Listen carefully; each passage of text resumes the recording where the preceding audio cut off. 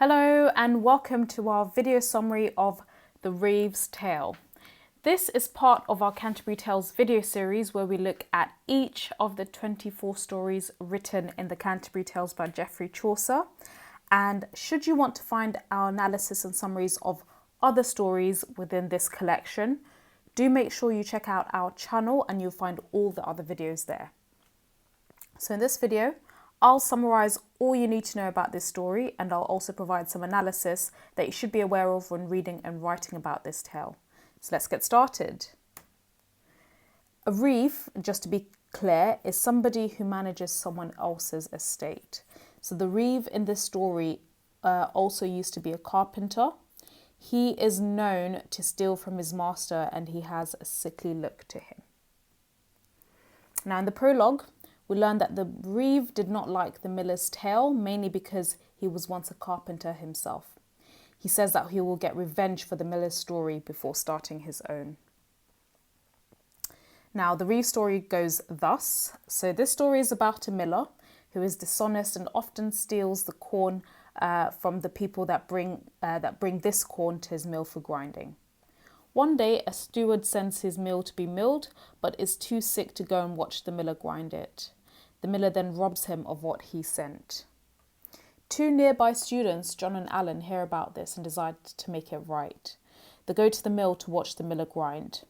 The miller knows what they're up to and he untethers their horse so that he can steal from them. They chase the horse and finally catch it after dark. Now that it is dark, they ask to stay at the miller's house. He agrees. The miller has a wife, a 20-year-old daughter and an infant. They have only 3 beds, so the miller and his wife sleep on one next to the cradle, the daughter sleeps on one and the 2 boys sleep in the third. The boys want to think of a way to get revenge on the miller, and Alan declares that he will sleep with the daughter. John does not join in, but he also doesn't want to sleep alone. He moves the baby's cradle closer to his bed. The wife wakes up to relieve herself, and when she comes back, she mistakenly thinks John's bed is her own because the cradle is next to it. So she climbs in and they sleep together. Alan gets up early from the daughter's bed and she tells him where he can find the flour her father stole from them. He gets up to find John, but mistaking the bed without the cradle next to it as John's, he climbs into bed with the miller. He whispers to John, Reedy, the miller, that he's had the daughter 3 times that night. The miller gets up furious and he begins cursing. The wife wakes up thinking it is one of the boys making the noise. She grabs a club and hits him, and the boys grab the flour and flee. So the tale, the Reeve's tale, is a response to the one before it, which was the miller's.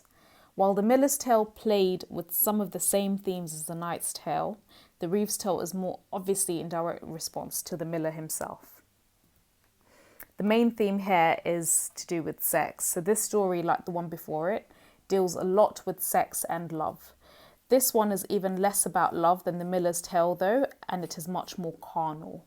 And a lot of the imagery in this story alludes to sex, such as they wolve down 2 piggers in a poke, and up they go and down again anon. Horses were also a symbol of sexuality in the times. So the horse the miller releases alludes to what is to come. So it foreshadows what's to come. So that's all. Thank you so much for listening. If you did find this video useful, do give us a thumbs up. And should you wish to learn more either about the Canterbury Tales or other interesting books when it comes to English literature, please do subscribe to our channel for more educational videos as well as free revision worksheets. Thank you so much for listening.